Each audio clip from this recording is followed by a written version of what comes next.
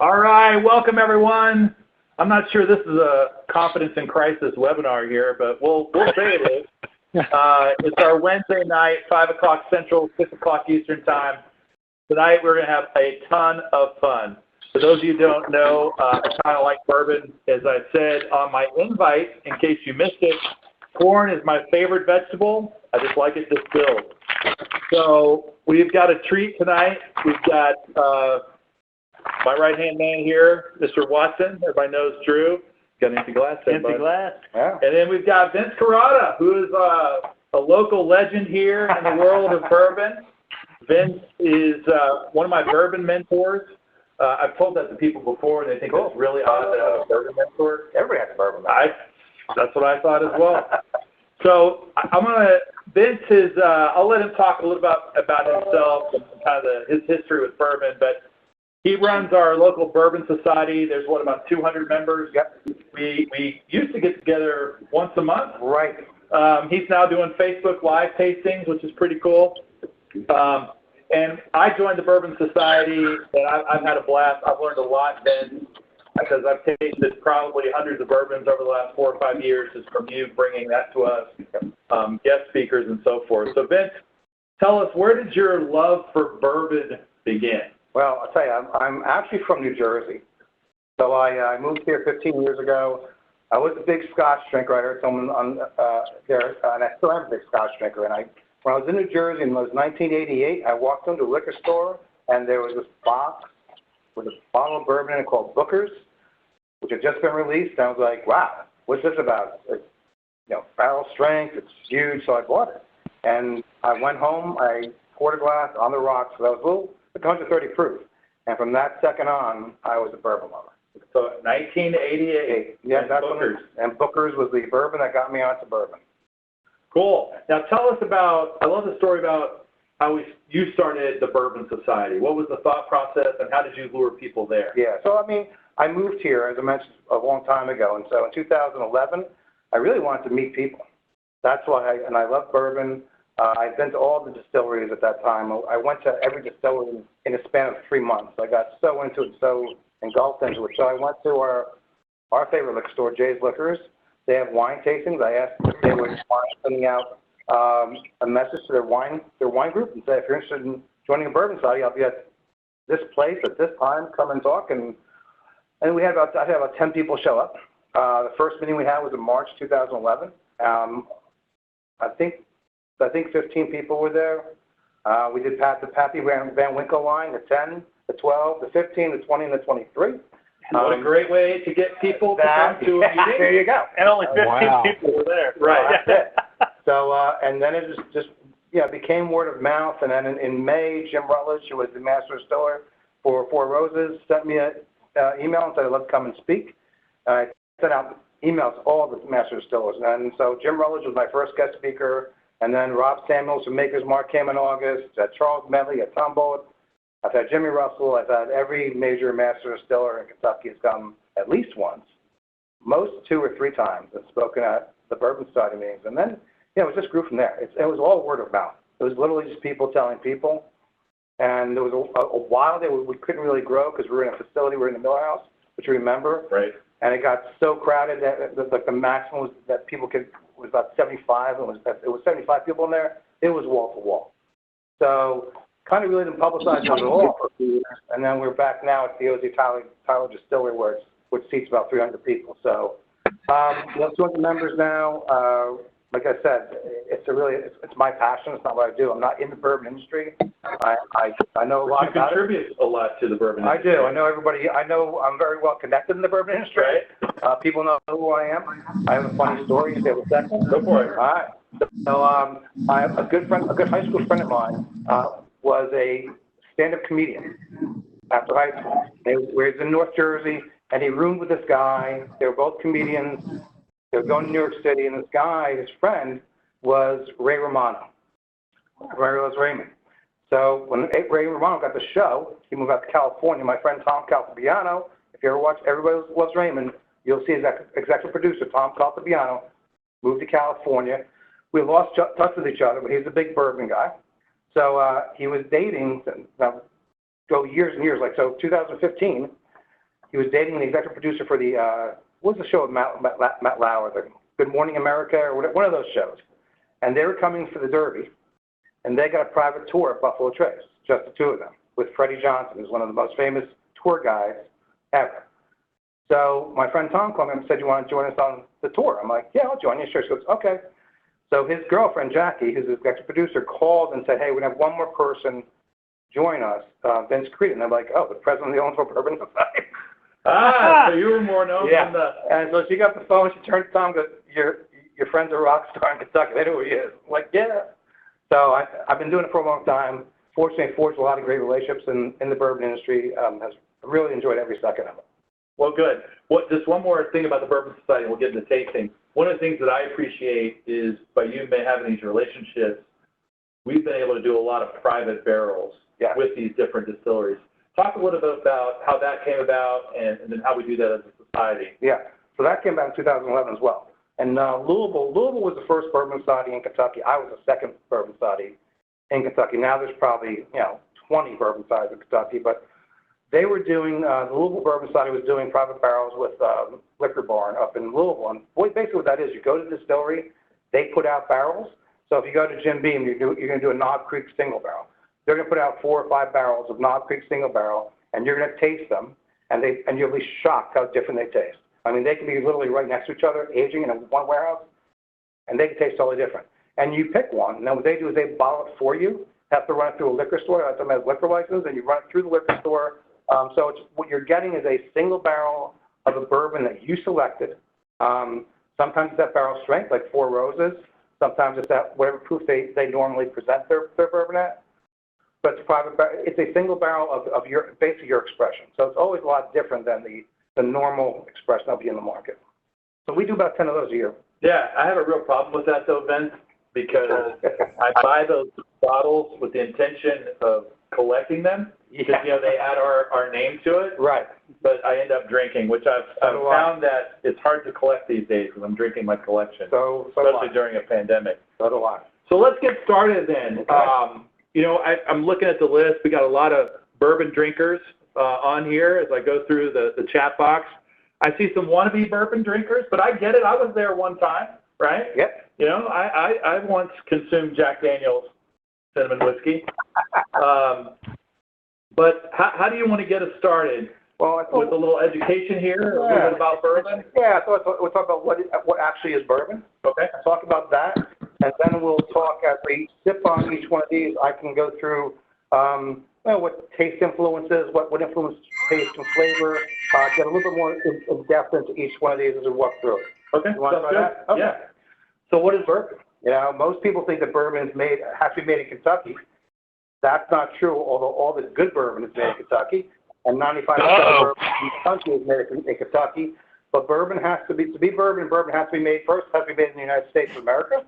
Yeah. Not be made anywhere else. It's called bourbon. Second thing is it has to be at least 51% corn. We'll get back to the mash bill on that, but 51% corn, most are in the 75% range. The third thing is it has to be aged in new oak charred barrels. The barrel can only be used one time. It cannot be aged in a used barrel. So after a bourbon is aged, the barrel is sold to Scotland or Ireland or Japan or some Tabasco sauce is aged in bourbon barrels. So it's sold off. It has to be aged, only be used one time, a new charred oak barrel. It cannot be distilled at a higher than 160 proof, and it cannot be put into a barrel at higher than 125 proof. And it must be natural coloring. There cannot be any coloring added or any additives added to bourbon. If it meets those criteria, it's a bourbon. Now, a bourbon can be put into a barrel for 5 seconds, and it's a bourbon. Okay? As soon as it's a barrel, it's a bourbon. To be a straight bourbon whiskey, or Kentucky straight bourbon whiskey, it has to be at least 2 years old. Mm-hmm. Okay? And we have some age statements here. We have one age statement here, I believe. But when you see an age statement on a bourbon, we'll talk about Baker's a little bit. That means the youngest bourbon in that bottle has to be at least that age. So Baker's, which is our second one we selected, is a 7-year age statement here and there. That tells you that there can not be anything younger than 7 years in this bottle. If a bourbon doesn't have an age statement on it, like this one and this one, I don't think this does either. Yep. What that tells you is it has to be at least 4 years old. has no age stamp on it. Because if it's younger than 4 years old, they have to tell you the age. So once it's 4 years old, they don't have to tell you the age of the bourbon. So if you're looking at bourbons and it doesn't have an age statement on it, it's at least 4 years old. If it has an age statement on it, it's at least as old as that age statement. Most master distillers like bourbons between 6 and 10 years old. They think that's a sweet spot. A lot has to do with maturation. You know, the Pappy Van Winkle is a 23-year-old, a 20-year-old. Those are obviously being aged on the floors of the warehouses, and I'll talk more about that as we get through this. Okay? So that's kind of what bourbon is. Why is Kentucky so popular? Because the temperature has a lot of corn, and we sit on a limestone crest here. The limestone takes iron out of the water, adds calcium, and you don't want iron in your water when you're making bourbon. So that's why it's a very hot spot to make bourbon. It's also why it's a thoroughbred state, because calcium in the water helps a horse's bones. So there we go. Well, all right. Excellent. So, but I think, you know, what did you say? The best bourbon comes from Kentucky. Is that what you said? The good, all All the good bourbon. Yeah, yeah. not from states like Texas. So that's good to know. So what are we going to taste first? So we're going to taste Makers 46 first, okay? So, you know, I'm going to talk a little bit about mash bill here with Makers. So most bourbons, so the mash bill is the grain formula, okay? So most have corn, rye, and barley.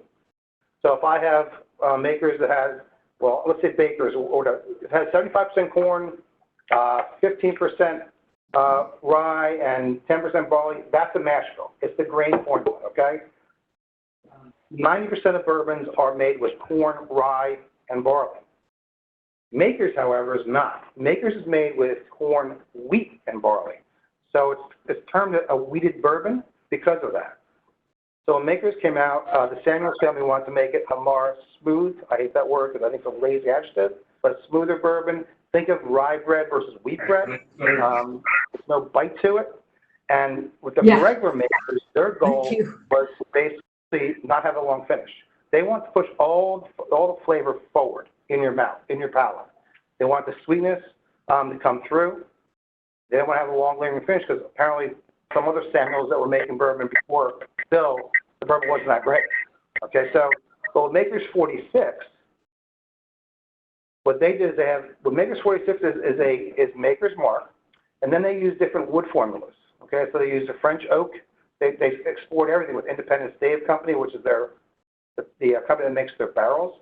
Their president, they did all kinds of formulas. They want to roast something, another form of wood, or toast it, I should say, and add it to the Maker's Mark. So what they did is they came up with a toast formula 46, which is off of a French oak stave. So Maker's Mark. Yes. And then they add we might even 10 have some. of this French oak toasted into the barrel for about 9 weeks, and that's Makers 46. Okay. So they're using wood basically to produce a different flavor profile. Got it. So it's Makers on kind of steroids. So it's a more intense. The finish is longer on this. It's still got that sweetness. It's still got the Makers kind of house taste. Yeah, very smooth. Yeah, it's very. So let's take on the nose I get a lot of vanilla and caramels. It's sweet, which Makers is. By the way, when you're nosing a whiskey, unlike a wine, you want to put your nose there, but you want to keep your mouth parted open. In fact, what I do, I breathe through my mouth, because if you close your mouth, close your lips, and you just take a big sip, you're going to paralyze your taste buds and your nostrils. When you're drinking high-proof, nose and high-proof stuff, keep your mouth parted. And I actually breathe through my mouth, and you'll just get the flavor profile, not the alcohol burn. I feel smarter just standing here.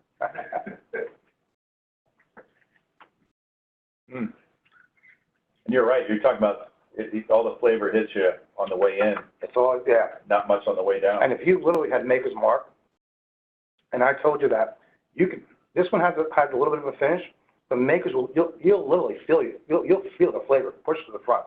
You'll feel it. Try that. That's when you have Maker's Mark.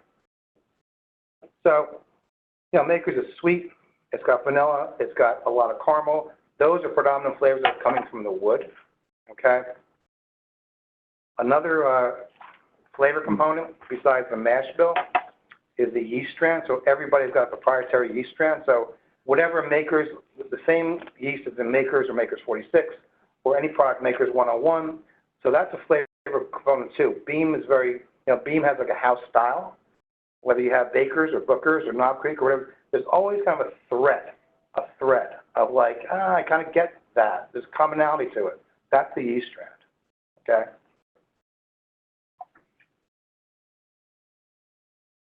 So Maker's Mark is one of the few distilleries that, the only distillery I know that still rotates their barrels in their warehouses. They have warehouses that are 6 stories high. So what they'll do is they'll put barrels at the warehouse, and every 2 years they'll rotate the top barrels down to the middle down to the lowest up to the highest, until it's done. Yeah, talk a little bit about that, Vince, because you'll I don't know if it's on any of these bottles or not. On some of the bottles that you'll purchase, it'll tell you, what warehouse it was in, even like what level, Yep. and then what barrel it came from. Yeah. And I know there's certain distillers are even a little superstitious about, Yeah. hey, warehouse A, level 3, that's where the best bourbon comes from. So if you look at a warehouse, most warehouses are between 7 and 9 stories high, okay? So the bourbon's in the top. That's about 25 degrees warmer up there Mm-hmm. than at the bottom. So there's a much more aggressive maturation up top than at the bottom.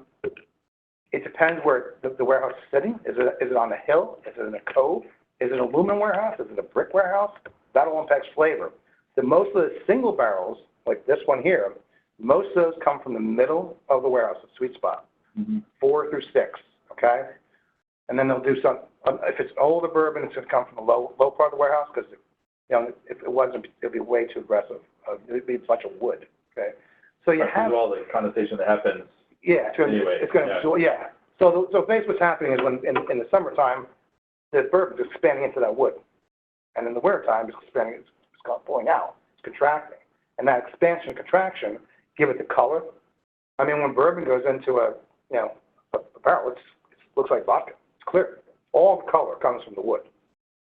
So what master stills will do is they'll say, like, you know what? I like Blanton's was the first single barrel ever released in 1983. That always comes from Warehouse H in Buffalo Trace, always. Comes out of Warehouse H. Because that's the warehouse that Elmer Tilly and George Blanton, that was their bourbon that they gave to their friends. It comes out of that warehouse. Mm-hmm. They like where it sits. They like the product it makes. They'll know it's between these two levels, we're going to get a lot of Blantons out of this. There was a bourbon called Ancient H 10-year-old. Do you remember that one? Oh, no. It hasn't been made for 10 years. It was like $17. And Ancient H 10-year-old was a bourbon that didn't make Blantons.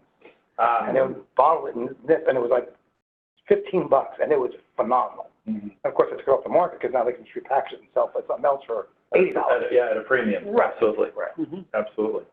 So this is the opening up a little bit to me too. I'm getting some burnt like a brown sugar on this now in the mouth, in the nose. And bourbons will do that. The oxidation of a bourbon, like a scotch, like any whiskey.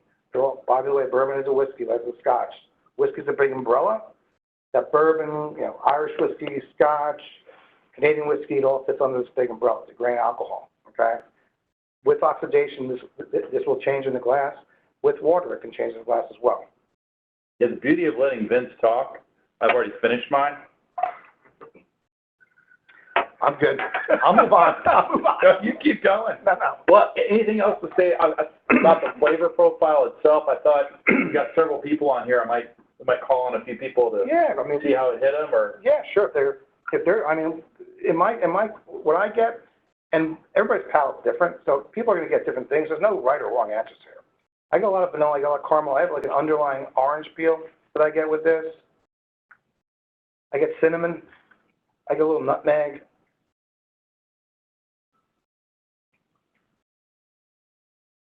Caramel. I don't think the finish is very long. It's there. Mm-hmm. It takes a little bit, but it's not, I call it moderate. But, Maker's Mark and Maker's 46, I really like them. They're easy drinking. Yeah, they're very easy. You don't have to think about it. It's like, Yeah. It's not that complex. It just tastes really good. Very good. Yeah. Well, let's hear, anybody want to comment on what they're tasting as it relates to the Maker's 46?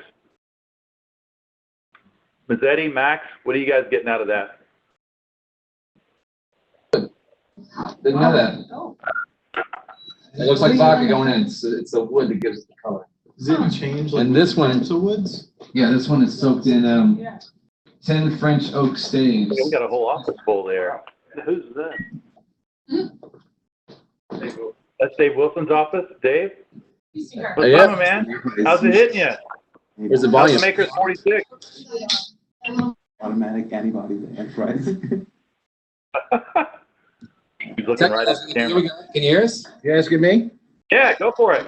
I don't know. I mean, I like my scotch, but this is pretty good. I'm wondering if it might open up with a little water, if that's the same way it works with single malt and the bourbons, or if you drop an ice cube in there.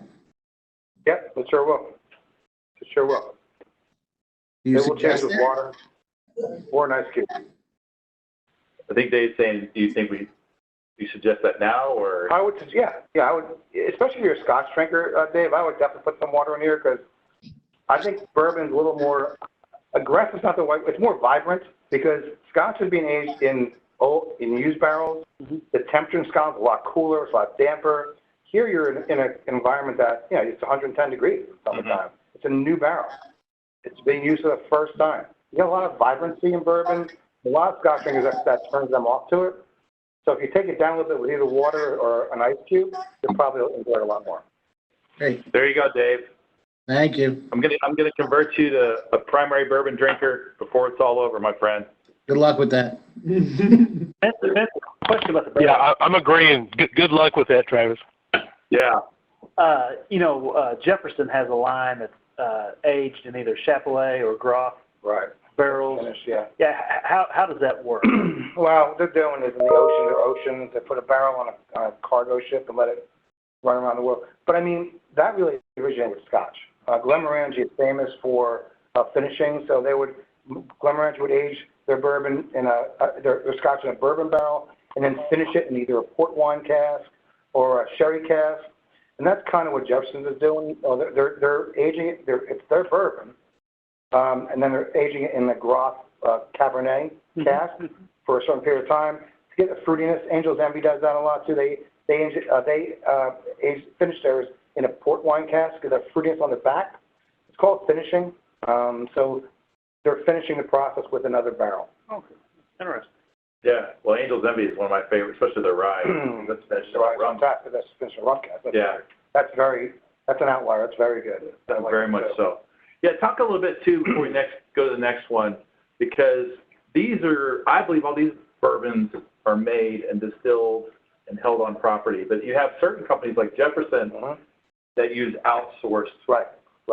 So Talk a little bit about that. So Jefferson's, the most famous one here is Watkins, and Medley Brothers. Charles Medley had a distillery here in the 80s and the early 90s. So what they're doing is what Jefferson is doing and what Charles Medley and Watkins is doing. There's a lot of people doing it. There's no Pappy Van Winkle distillery. It's made of Buffalo Trace. Is they own the brand, and then they have another source. Another distillery is actually making their bourbon, and they're aging it for them, and then they're bottling it into their brand. So they can do that by spec. There's a new distillery, Bardstown Distillery in Bardstown, that's actually using 60/40 from mash bills, and they'll get specifics. Like I could go and say I want this mash bill, and they'll make that mash bill. So it'll be very specific to me. The Jeffersons of the world, the Medleys of the world, they're going to either Heaven Hill or Barton Distillery, and they're taking their mash bill. Now they could tweak it. They could, they might say I like it in these parts of the warehouse or whatnot. I want this old, and then they bottle it. So the most famous ones, so Pappy Van Winkle, which I'm sure you guys have heard of. It's hard to get. It's famous. It's a wheated bourbon too. So remember we talked about Makers being a wheated bourbon, has wheat instead of rye. There's really three dominant ones. There's Makers, there's Weller, the WLO 12, Pappy Van Winkle, and Old Fitzgerald or Larson out of Heaven Hill. Okay. Weller and Pappy Van Winkle are the exact same bourbon off the still. So when it comes off the still, now we the bourbon, it's going to be either Weller or Pappy Van Winkle. The difference is that Julian Van Winkle gets to pick the lot that he has the cream of the crop picks. Okay, so he has his favorite warehouses, his favorite levels. He'll go in and taste off of those and take those as their Van Winkle. So interesting thing would be to do it. We can get a Weller 12-year-old and a Lot B 12-year-old from Van Winkle. Taste those side by side. Excuse me. And they taste different, but they're both really But it good. came from the same. Literally up to still, they're the exact same bourbon. Yeah. So just thought I'd point that out because as I got into bourbon, you know, we pick it up, we drink it, and we learn all the behind-the-scenes things that can happen and the different way they can make it, the different business models that are out there, and the finite difference between one warehouse or even one level of a warehouse, and even a placement on the floor, how that might affect the taste. No question. So, very cool. What's our next one here? So our Vince? next one is Baker's. So Baker's is made by Jim Beam. It was released in 1988 as part of the small batch collection of Jim Beam. So Booker No released Booker's, Baker's, Knob Creek, and Basil Hayden. And that was to kind of counteract in 1983 when Elmer T. Lee released Blanton's as a single barrel bourbon. It kind of looked, bourbon before in the 70s was very blue collar, not a high profile drink. Blanton's really changed that dynamic by making a single barrel, putting it into a beautiful bottle with the horse on top. And then Booker No came out with the small batch collection from Jim Beam. So now Baker's, I have good news and bad news. I love Baker's, and this is a small batch, but this is going away. So if you can get this at your store, I go out and buy it all. I love it. It's going away. What's going to be introduced is a single barrel of Baker's. So instead of a small batch, and I'll talk a little about what small batch is in a second. Instead of small batch, it's going to be a 7-year-old single barrel, and a 13-year-old single barrel. The 13-year-old is very good. I've had it. 7-year-old, I was not that impressed with. I think the small batch is much better. Okay. So What do we got let's here? talk about small batch. So a small batch, there's no regulation. It could be 20 barrels. It could be 100 barrels. Okay. But basically, what small batch means they're integrating anywhere from 20 to 100 or more together to create one unique flavor profile. So where you have a single barrel, you can have a difference in flavor profile. Like the Blanton's could be different from my bottle to your bottle. It's coming out of a different barrel. What they do with a small batch is they want to hit that flavor profile perfectly. Okay. And that's what they do. Okay. So Baker's is named after Baker Beam, who was a distiller at the Jim Beam plant in the 80s. This is a 7-year-old age statement and 107 proof. Now, the interesting thing about Baker's is that Baker Beam loved to store his bourbon on the top level of the warehouse. So it's always on the top, which means that's an aggressive aging bourbon. So 7 years old, to me, tastes more like 11, 12 years old because it really takes on that aggressiveness. I still think it has a very subtle. I always get on the nose, always get cherry and vanilla with Baker's, always. Yeah, I get that as well.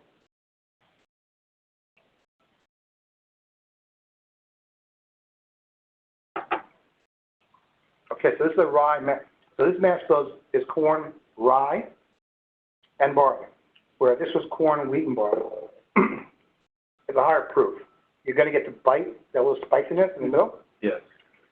And you get flavor profile in the middle of the palate. It's almost like a clove. It's hard to describe. That's the yeast. Every bean product has that flavor. Some more pronounced than others, but everyone has it. And that's their yeast strain. That's kind of their house style.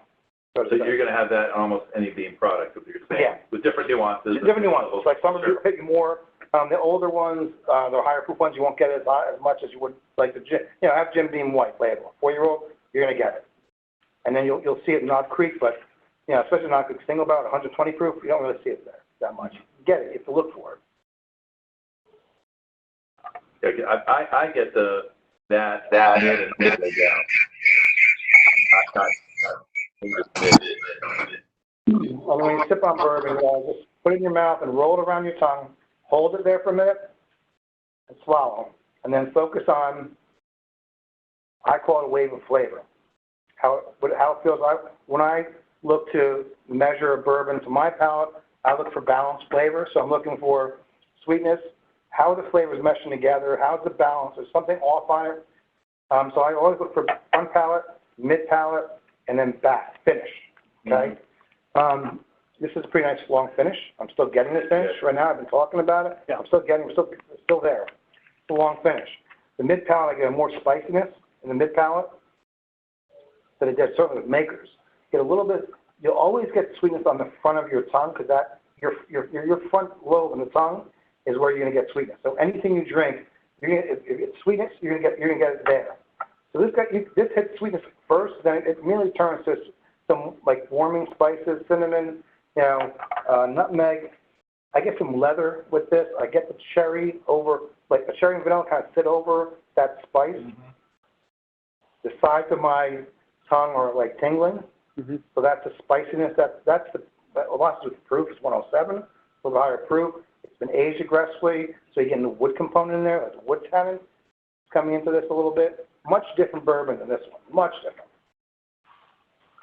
What's the difference in proof between the 107 and what was Maker's 46? 94. 94. 94, 92. 94. 94. Yeah, you can tell that difference in the proof. There's a very big difference. Very big difference. The mash bill, you have this is aged high. This is rotating the barrel. There's a lot going on that's creating the huge difference in taste between these two bourbons. A lot going on. How about out there, D2 community? Anybody looking at the phone here? Anybody want to talk about what they're getting on the Bakers?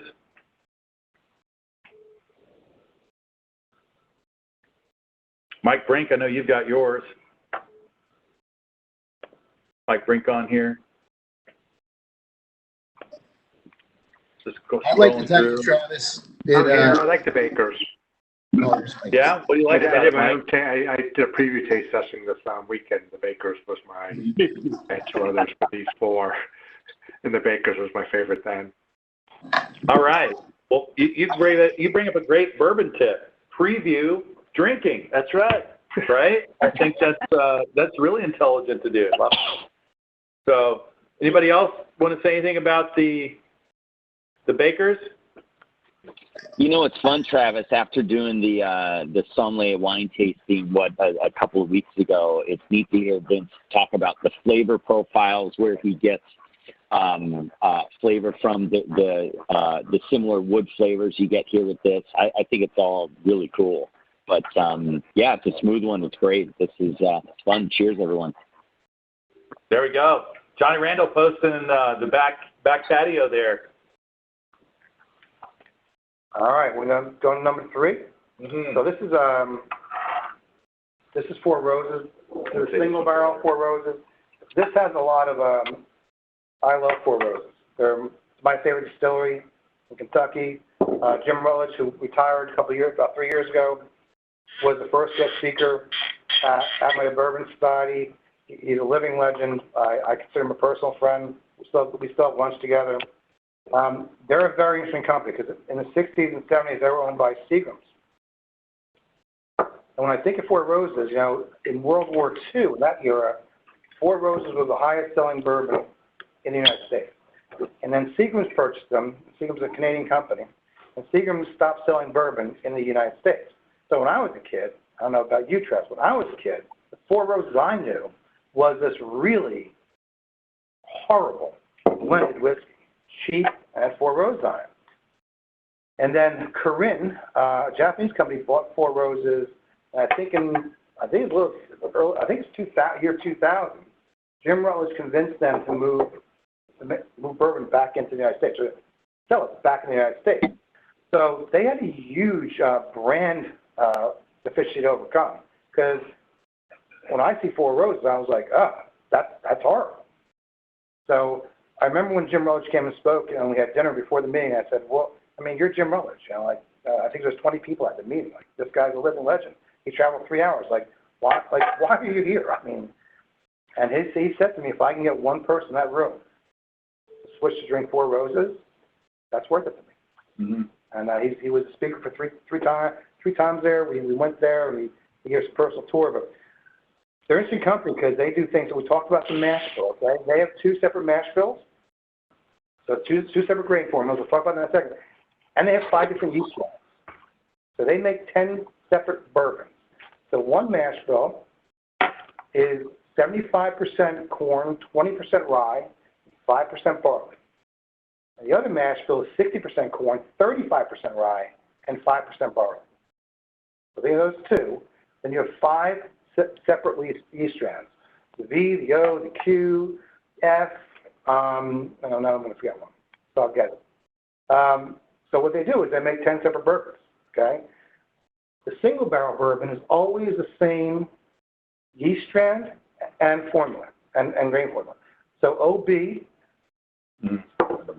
Okay, OB is that tells you that the mash bill is 60% corn, 35% rye, 5% barley. Their OE is the 75% corn. Okay, so it's always OB. S stands for straight bourbon, and V is the yeast strand. So you think immediately when this has 35% rye, which is the highest rye content in the bourbon that I'm aware of. All right. And when you think about rye, when you go there next, you think about spicy, kind of mentholy, minty, but yet this has none of that.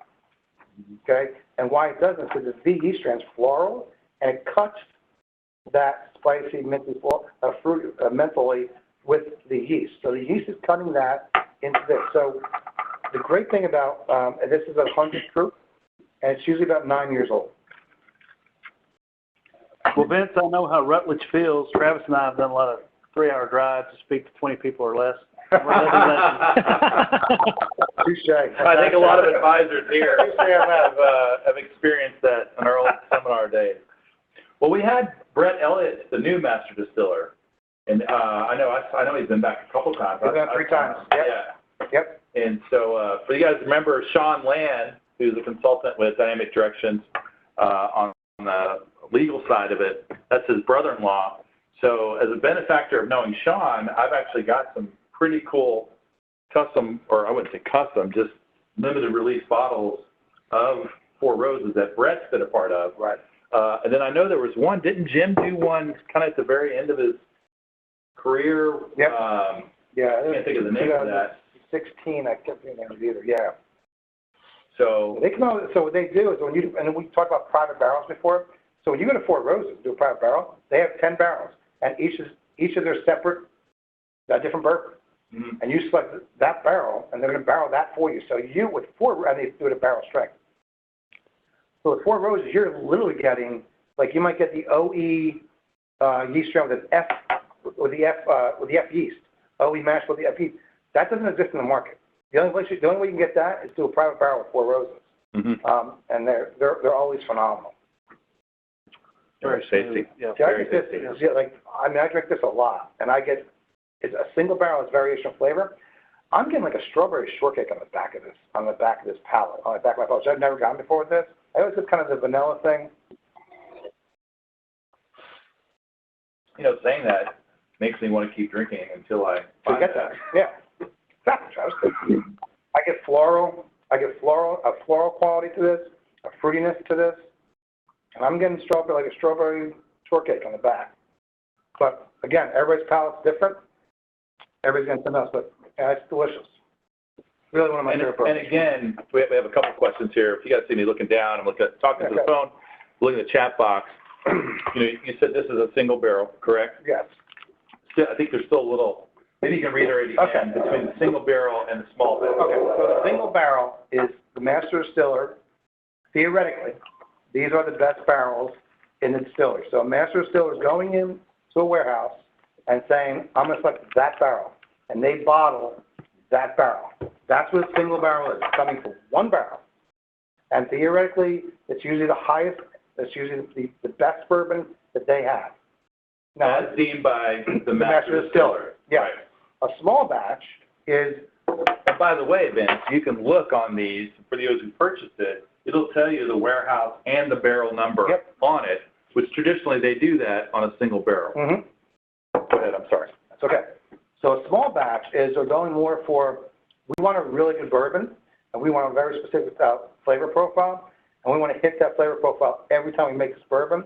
So we're going to batch different barrels together, combine them together, Mix them together. to make that, to hit that flavor profile. We know that, for instance, and I'm making this up, but we know in warehouse H level 4, we like barrels out of that level, we like barrels at this level, to make a Four Roses small batch.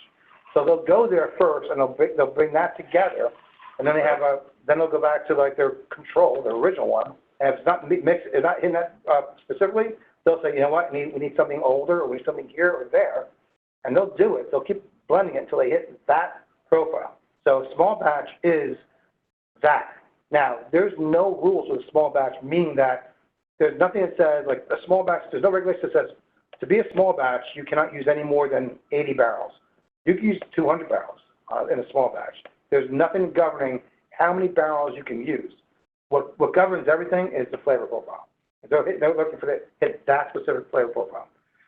So when you have a Four Roses small batch, they use 4 of the recipes that we talked about, and 2 of the recipes are the OE, which is the 75% corn, and 2 are the OB, which is the 60% corn. But yet, in my opinion, the small batch is spicier than the single barrel. Well, how can that be? Like, this is 35% rye, and that's half of that. That's 20%, and that's 28% rye. But yet it's spicier because the yeast strands they're using are spicier, because that's the flavorful component they want. Very interesting. Science, people. There is science behind this. I was just drinking because it tastes good. I mean, I love to hear about their science that produces this great taste. Well, when I moved here and I saw the bourbon siding, I said, one thing I always say is, like, all people really know about bourbon is that it tastes good. Right. And it was shocking. There's a lot of Maker's Mark drinkers. That's what the bourbon siding, like, everyone joined the bourbon siding, they drank Maker's Mark. That's what they drank. And I love Maker's Mark. That's great. Now their horizons have expanded a little bit. They're drinking a lot more different bourbons because you understand it better. You know what you're drinking. You know, bourbon is a science and an art, and that's what fascinates me. Whiskey making is a science and an art. There is a scientific process, but within that process, there's a manipulation. There's an art form. How long do you ferment? Where do you put the barrels in the warehouse? What proof do you put it in the barrel? What proof do you take what type of proof do you distill at? Are you using a column still or a pot still? I mean, there's all kinds of things that are going into a manipulation of flavor that the master distiller is making. Whether you like a bourbon or not, I'm going to tell you right now, the master distiller, that's exactly how they want the taste. Whether you like it or not is irrelevant. That was the flavor profile they wanted. Yep. And they know how to get there. So, Well, let's go to the phone here. Mike Shaw, I see you and your lovely wife there. You happen to like bourbon, along with many other alcohols. That's why I like you. You're diversified in your approach with alcohol. How's this hitting you? Were you able to get the Four Roses? Yeah, I think we actually, out of the 3 we've tried so far, although we've been trying some Weller along the way, but out of the 3 we've been trying, we certainly like the Four Roses best. And I think just more of the honey tones and, kind of not a real long finish or not too long of a finish, just kind of right all the way through the mouth. It's kind of an even palate through it. We're really enjoying it. Well, it's good to hear. And all joking aside, I mean, we were talking with Dave Mazzetti yesterday. Obviously, he's, Mr. Scotch, and you'll never convert me. But, I mean, it does come down to flavor palette, right? I mean, it doesn't – there's no, best. It's like, what's your favorite? Oh, what yeah. gets you? Absolutely. What Everything's different. It's what you like. It's what you like. Yeah, because I know that, just for the value, I buy a lot of Wild Turkey products. I get the Russell's Reserve. I do, because for an 8-year or 10-year, and you can get that for $35 or $40. Yep. That's a great, I think, flavor palette for a very cheap price. I agree. It's funny, when I moved here, Wild Turkey here was like Jack Daniels, where I grew up in New Jersey. It's what everybody got lit up on and drunk off their ass on. So it had a really negative, Wild Turkey to me has a negative about the old connotation. 101? Yeah. Negative connotation. I moved there, I love wild turkey. I like all. I like the 101. I like the rare breed. I like Kentucky Spirit. I like the Russell. I like all the stuff. Mm-hmm. And I think people are starting to come around to that now. The yeast strain they use is spicy. It's got a little bit of a bite to it, but I kind of like the bite. Mm-hmm. I like the little bit of a bite it gives me. So I'm a big wild turkey fan as well. Do you ever segregate your drinking into, say, nights of the week where maybe a typical... Wait, hold on, wait a minute. I think this is what Drew does. Well, I do that. He's just asking the question. Go ahead. Do you say that, you talk about fits in the budget, say a $20 bottle is maybe a Tuesday through Thursday. Then once you get closer to the weekend, are you moving up scale to some of your... No, I don't do it that way. I don't have a go-to bourbon. A lot of people ask me, like, what's your go-to bourbon? Like, I don't have a go-to bourbon. It depends what mood I'm in. So I don't really measure by price. I'll go in however I feel. If I want something a little more bitey, a little spicier, I'll go to Wild Turkey or a Baker's. If I want something a little more floral, I'll go to a Four Roses.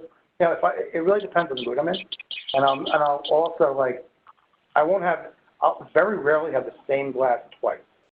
So if I have a Baker's, like in my next, I don't have like 3 glasses a night. My next glass not going to be a Baker's. It's going to be something different. I always constantly change. That's me. That's my palate.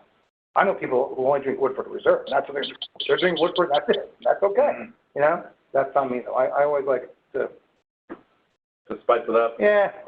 Absolutely. All right. Well, let's go. We have, I think, one more. And when we put this together, just so you know, Vince and I were talking, and we've got clients in over 40 states. We were trying to find items that we thought most liquor stores would have. Right. And so, what's a little bit different for probably us, nonetheless, it's still really good. Right. Is like at the Bourbon Society, they sometimes buy or bring stuff that's just for us. Like no one else can probably get this. Right. So, because I had people all week, going into this asking me, well, why did you choose what you chose? We just felt like we're doing this virtually. We tried to find things that are accessible. Yeah. So let's talk a little about the rye. So the rye. So now this is not a bourbon. This is a rye. All right. So Knob Creek rye. Knob Creek, there is a bourbon. So what makes a rye a rye? Well, it's the mash bill. Okay. So we talk about bourbon. It has to be 51% corn. Well, rye has to be 51% rye. At least 51% rye. It can be more, but it has to be at least 51% rye. So now you're getting an area that's going to be a more spicy drink, more mentholy. That's usually the components. I get mint on the back with a lot of ryes. I will tell you that the Knob Creek rye, the 100 proof, I know the mash bill, it's 51% rye. So it's just barely meeting the requirement of a rye. So you have rye, a lot of corn in it, and you have barley. So while it's a rye, it has a lot of bourbon characteristics. You can get ryes that are 95% rye, and they will taste completely different. MGP in Indiana makes a lot of ryes for a lot of different brands, and it's not like Bullet Rye is made by a distillery in Indiana called MGP, and it's 95% rye. If you're ever in a liquor store and you see a rye and they tell you it's 95% rye, I promise you it's coming from MGP in Indiana. They make really good rye. They make really good bourbon too. This is obviously Beam is making this one, so it's 51% rye. See, I get the mentholy. That's just me. I get mentholy, like almost a mint on the nose. Clove. It's more herbal to me. Ryes are more herbal. They're really good for cocktails, by the way. Oh, I love it. Really? When I do an old fashioned, I don't know about you, I actually prefer a rye. I'll do both. I like the rye too. A bourbon when it comes to an old fashioned. Very interesting. Because ryes are more. They have more zip, and you're going to cut this with something else, and you want it to hold up. So like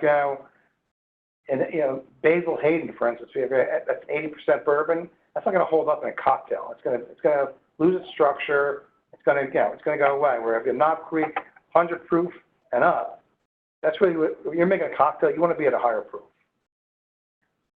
That's a great tip. Now, what do you get on that? What do you get on that though? Because I get the menthol, I get that. I get that. The clove, but it gets hot. Yeah, it's spicy in the back. Peppery there. But I get a lot of black pepper. But I'll tell you what.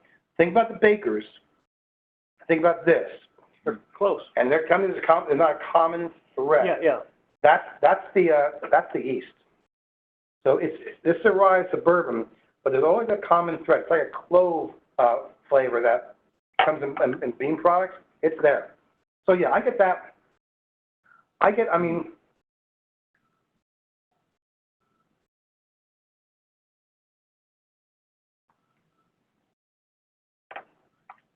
Yeah, that really rises up from your tongue to your palate. I still get vanilla, but vanilla's, and now instead of vanilla like Baker's, vanilla and chocolate cherry were over the spice. Now the vanilla is under the spice. The spice is dominant. The vanilla is underlying beneath it.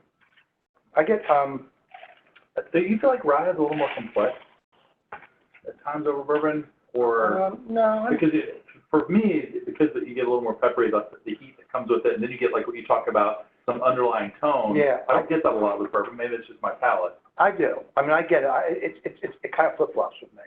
So if the bourbon, I'm getting more of the creamy notes, the caramels and the vanillas are more dominant, and on top, and usually the spices are below on the bottom. Mm-hmm.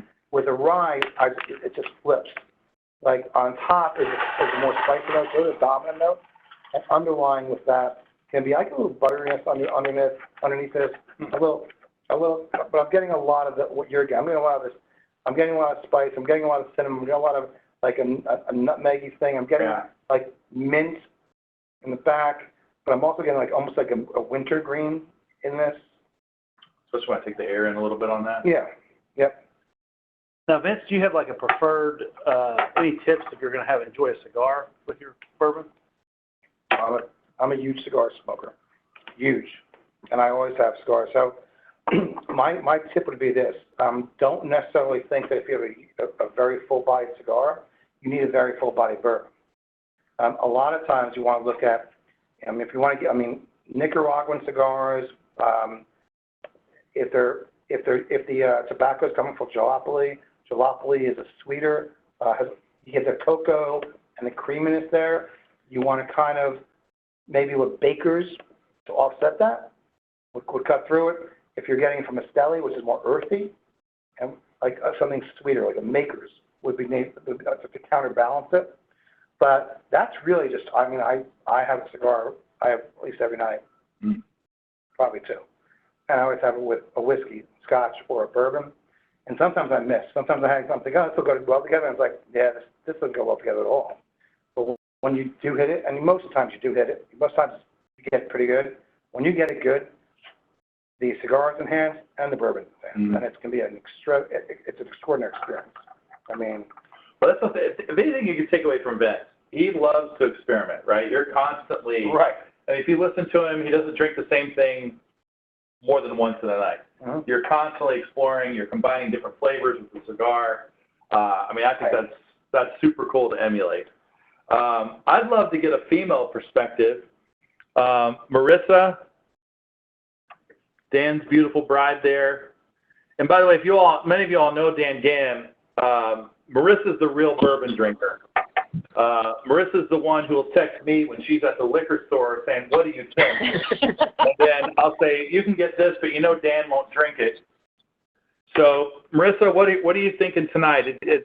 What have you been drinking? Have you had any of these, or did you bring some of your own stuff? Right here, my friend. Angel's Envy. Oh. I'm on my second glass. Second glass of Angel's Envy. So Angel's Envy was established by the Hendersons. Lincoln Henderson was a master distiller at Woodford Reserve way back when, and he retired, and they basically sourced their bourbon, so they're not making it. They're making it now downtown, but that's not made by Angel's Envy. It's sourced, most people think it's through Barton Brands, which makes 1792 and Very Old Barton. Mm-hmm. Very Old Barton's a brand that's really almost exclusive to Kentucky.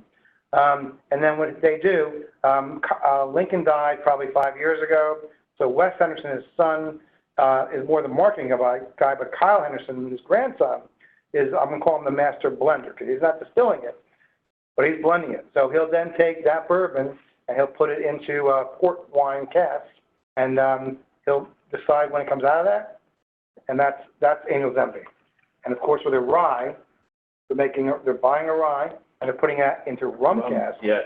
Which is, if you've never had that, by the way, and you find that, it's totally different than this. It's totally different than any rye you've ever had because it's kind of Caribbean sweet feel in the back. It's a great dessert whiskey, an incredible dessert whiskey.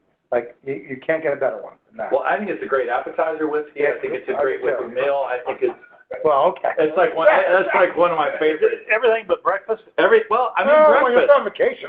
Listen, that's all. Yeah. I know. I see a couple people. Scott Lodfried and I mean, we had a financial business meeting in Louisville, and I took him to the Angel's Envy distillery as a part of that business meeting. And one of the things that's cool about there, I don't know if you've been there lately, they pair everything with chocolate. Yep. And so you're in the tasting room. Most of the time you go into a tasting room, you know, it's just basically whatever their offer up as far as the bourbon and so forth, which is fine, which is great. But they actually hand out chocolates that I think it's by the Art chocolate place, which is fantastic. Yeah, fantastic. Which what they've done, they're in Louisville, is they've actually made chocolates for about 15 to 18 different bourbons. In other words, they've said if you're going to drink Angel's Envy, right? Here's the chocolate that goes with it. So it was a really cool tasting room experience. Of course, they got the bar right off the tasting room, and they make several great mixed drinks that go along with their bourbon. Good. So let's see. Anybody else about their tasting they want to share? Maybe what they thought about tonight. It's Harvey Berger. Oh my gosh, Harvey, are you drinking scotch tonight? Or are you drinking some bourbon? Drinking wine. Hey, that's all right. My favorite fruit is grapes fermented. There you go. Here are we. Hey, Travis. There we go. Martinelli. Martinelli. Very cool. Very good. Let's see, Mark Cruiser. What is that you and Holly drinking there? What's that? Got Mark Cruiser there. Yeah, we're partaking. There's three of us here partaking in. So yeah, we like this the rye the most. No. The Knob Creek. I'll go back to the Bakers. I like the Bakers. You'll go back to the Bakers? Okay, Holly. Yeah. Well, who's the third member? I only see you two. Our third person is Carlos. Is here with us. All right. Hi. That is Megan's Good boyfriend. to see you, Carlos. And Michael. Very cool. Michael Hancock, how's this going for you? You're kind of new to bourbon. Yep. I had the Four Roses and the Jefferson Reserve. Well, yeah. Which Jefferson Reserve did you have? Very small batch. Very small batch. You familiar with that? Yeah. Which one do you like better? Yep. I think the Four Roses actually is quite good. Yeah. I really like the Four Roses. I know one of my favorite Jefferson Reserve is the one that's finished in the Sauterne cask. Yeah. You want to talk about Hey, Travis, this is Walt. Travis, this is Walt. Are you drinking that right now? So here's the order I went. I only had the Maker's 46 that matched. So I went from Maker's 46 to Jefferson Sauterne to 10-year Pappy and finished with Garrison Brothers Balmoral. Wow. Well, that's quite a diverse line you got there. Wow. I mean, the Balcones, the Texas, that's a whole different world down there. I mean, I like Balcones. I've had a few of their whiskeys, but boy, that's aggressive aging. Texas gets really hot. And Well, now this is actually Garrison Brothers, which is different than Balcones. Oh, I'm sorry. I've had that too. But they're still Texas. Oh, absolutely. I mean, Dan Garrison, I've talked to him a few times, and the reason he started, that was the first bourbon in Texas. He did it because he went to Makers, and he asked them what was the key to good bourbon, which you touched on, and that's limestone filtered water. And he said, "Damn, that's all I've got on our ranch is limestone filtered water. I'm going to start trying to make bourbon." So that's the Dan Garrison story. Cool, Walt. Thanks for sharing. Scott, Livefreed, what do you got going here at the home bar? I don't have the prescribed inventory, so I started with Four Roses, just the regular Four Roses, and then went to Blade and Bowl. Blade and Bowl. And I finished with Weller 12-year. So you've got two, we got one wheated bourbon. The Four Roses, the regular Four Roses, like we talked about the 10 different bourbons they make. That's a combination of all 10 together. Okay. At 80 proof. All right. Small batch is 4 different recipes together, and single barrel is obviously one single barrel, so it's one recipe. So that's a great summertime bourbon, Four Roses. It's 80 proof. It's light. It's easy to drink. It's been a go-to. Very good. That's the Tuesday. Drew, Four Roses regular is a good Tuesday night bourbon. Right. There you go, Jeff. So Scott, what you're saying is you have a model week, and inside that model week, you have certain bourbons for the day. Is that what you're saying? Yeah, you could say that. Yes. Okay. Yeah, it's good to have them on a week. That's very good. Very good. Any questions for Vince before we wrap this up? I have one question, Travis. Has anyone tried to pair any of these bourbons with these Cape Cod kettle cooked? Because it's awesome. Really missing out if you're not. It's the mesquite. If I was going to pair any one of these bourbons with that, I would pair the Makers with it. There you go. I would pair the Makers because that's salty, and I think you'll get the spice will dominate on the other 3. The Makers might cut through that stuff. You're actually right, because that was our favorite, and that's when we started eating those chips. So. Hey, really? Dave, I think it was better with Doritos with the bourbon. Doritos work better. Doritos and bourbon. Blue or red, Dan? Either one is a good one. Hey, Marissa, can you get him a razor? All class.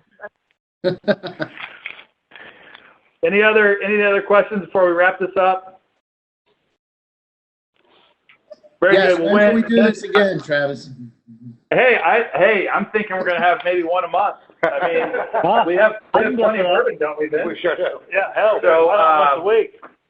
So yeah, give me your feedback. Send us the feedback tomorrow as we send out the replay on all this. If there's some questions or more things that you'd like to learn about, you guys can see why I like hanging out with Vince. He's fun to be around. He knows his shit. We're gonna drink some stuff here. Maybe next time, Vince, maybe we do kind of pull out of some things that maybe people can't get. Not that we're trying to exclude everybody, but just to kind of give them a sense of some of the things that we talked about, so a little variety side. We can do that. Perfect. So listen, Drew, you got any closing thoughts?